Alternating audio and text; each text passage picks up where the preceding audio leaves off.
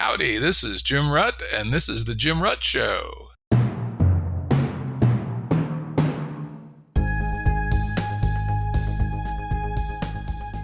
Listeners have asked us to provide pointers to some of the resources we talk about on the show. We now have links to books and articles referenced in recent podcasts that are available on our website. We also offer full transcripts. Go to jimruttshow.com. That's jimruttshow.com. As I do from time to time, I recently published an essay. In fact, did it today. It's called The Republican Electoral College Advantage. It's bigger than you think, and it's all about the wasted votes. You can find a link to the article at the episode page at jimruttshow.com. This is the last of my series of 4 election-oriented episodes where I talk to people not deeply aligned with either party about their take on the 2024 U.S. presidential elections. Today's guest is Nancy Jacobson, founder and CEO of the No Labels political organization. Welcome, Nancy. Good to be here. Yeah, this should be a good conversation. Very timely, right before the election. We're going to push it through the production process and get it out in 2 days. You can learn more about No Labels at nolabels.org. Prior to No Labels, Nancy worked in many political campaigns and held senior positions in the Democratic Party, including finance director of the 1992 Presidential Inaugural Committee, finance chairman of the Democratic National Committee, as well as finance chair for the Democratic Leadership Council. For the 15 years prior to founding No Labels, she worked closely with Evan Bayh, who was the former governor of Indiana and 2-term U.S. senator. And then she started No Labels. This should be a very interesting conversation. Full disclosure, listeners are used to the fact that I sometimes give these disclosures. I was a supporter of No Labels in 2023, starting in 2023, in their attempt to find a credible presidential candidate who wasn't named Joe Biden or Donald Trump. I was a delegate to their nominating convention and participated in numerous meetings, both large and small, and was a financial contributor. So Nancy, let's start out with, what is No Labels? No Labels is a movement of Republicans, Democrats, and independents organized to give a home, a political home, to people that just want our government to work again and want our leaders to solve problems together. Maybe you could tell people a little bit about the Problem Solvers Caucus, which was one of the first and actually quite significant things you all did. So we founded this organization 14 years ago in Columbia University. 1,000 people from all 50 states on their own dime came to launch this movement. And very soon after, we started the matchmaking to build something we called the Problem Solvers. It wasn't a formal caucus. It turned into a formal caucus in 2017 when Josh Gottheimer and Tom Reed took it over. But it is, at this moment, the only bipartisan go-to caucus in the House of Representatives. So maybe just very quickly, we don't have time to get into the points, talk about the Common Sense platform. I'll say that was one of the things that hooked me, as we'll talk about later. I really am not fans of either party at the moment, but I went down the list of the Common Sense platform, and there are a few of them I disagreed with, but I agreed with most of them, which is kind of unusual in the current politics.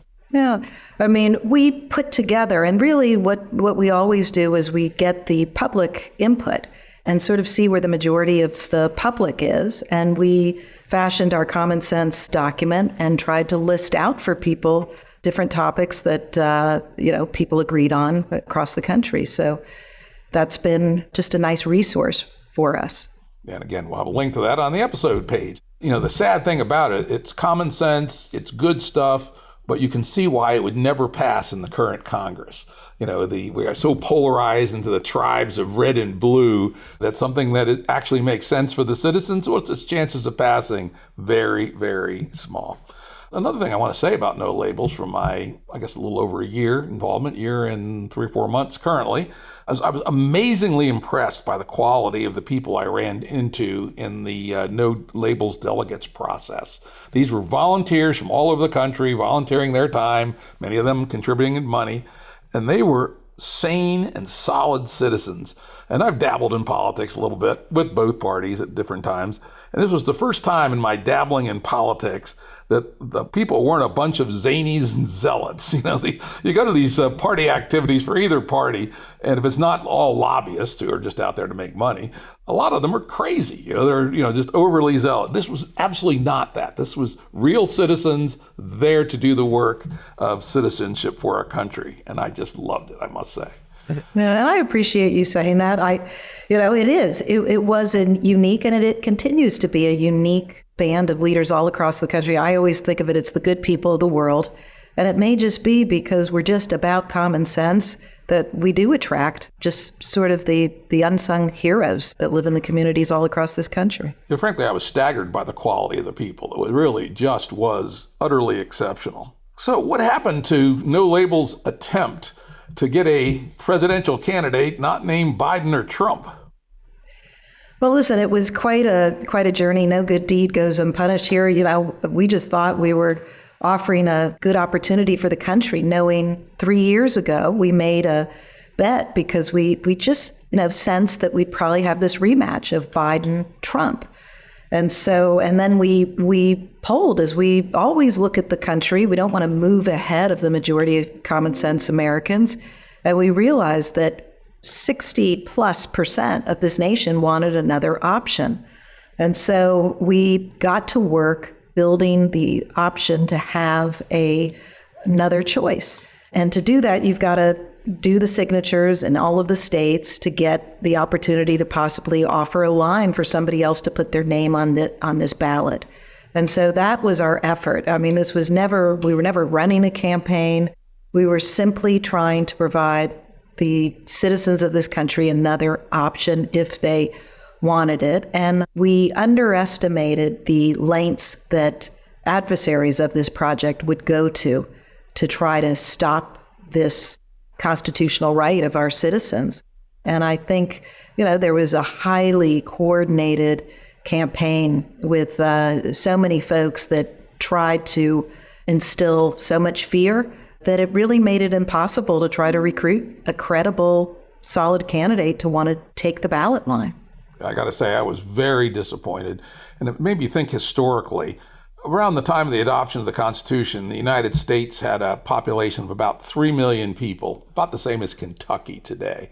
And yet our leaders were people like George Washington, Alexander Hamilton, Ben Franklin, the Morrises, Thomas Jefferson, James Madison, and many other amazing people, some of the best people in our country. And here, several hundred years later, we have 330 million, more than 100 times as many people, and we end up having Donald Trump and Joe Biden. I started calling them Doddering Joe and Demented Donnie, my occasional posts online and what have you. There is something really broken about the whole profession of politics, that from 3 million people, we can get a whole generation of exemplary, brilliant, committed, moral leaders. And from 330 million, we get, oh dear.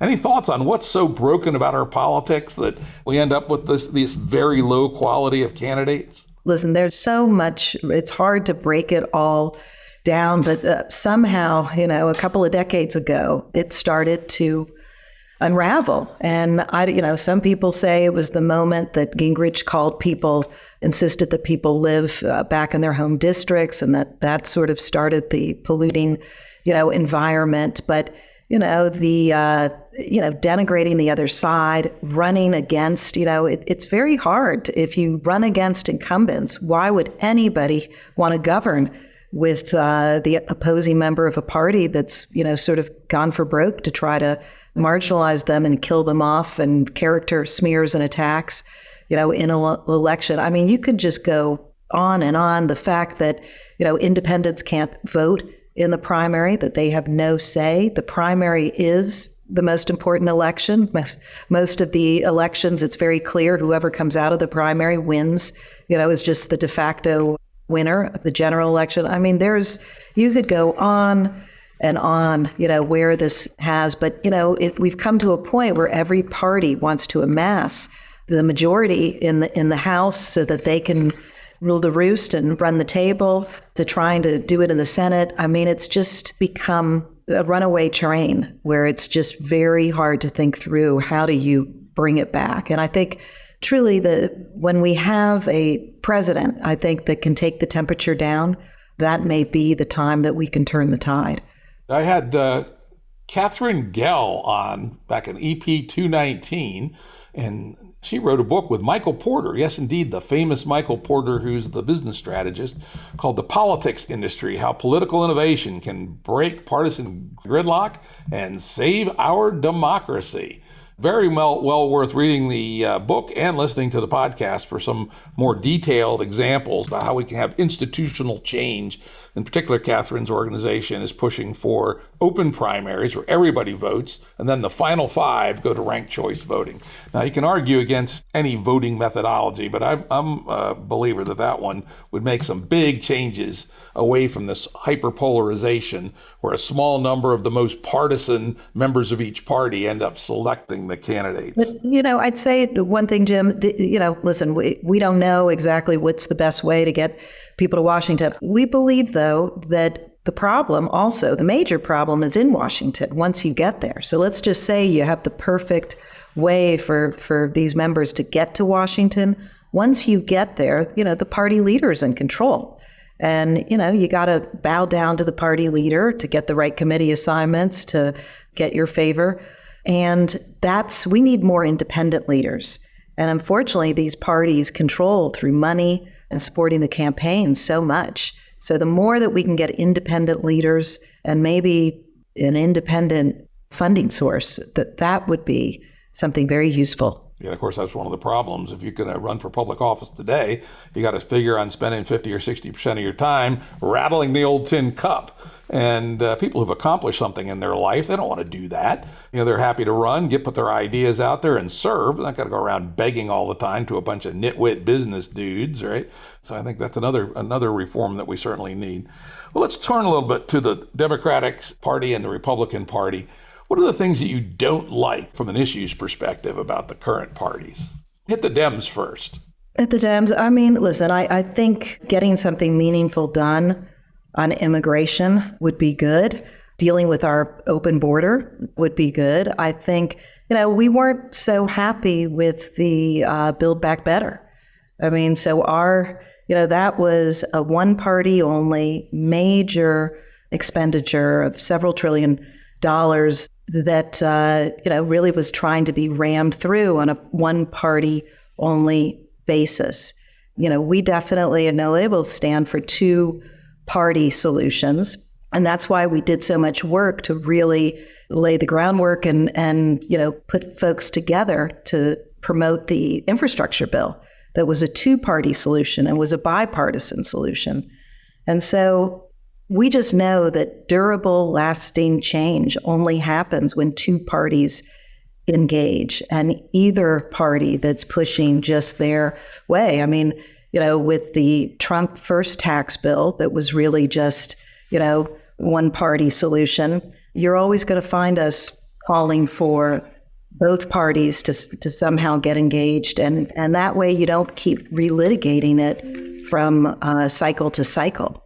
So that seems like it's more of a process issue than a policy issue. Well, process can be policy. And, we're moving to a way now that, it's just not the norm anymore to solve these big problems. Even the Obamacare, was really one of the first times in our history where you had a big social program like that, where you didn't get the buy-in from both sides. And that's so essential because it's just always left on the table. It's like the Supreme Court. You'd like to try to find, select these Supreme Court justices, not with the 51 vote, but really with more of a 60 vote margin.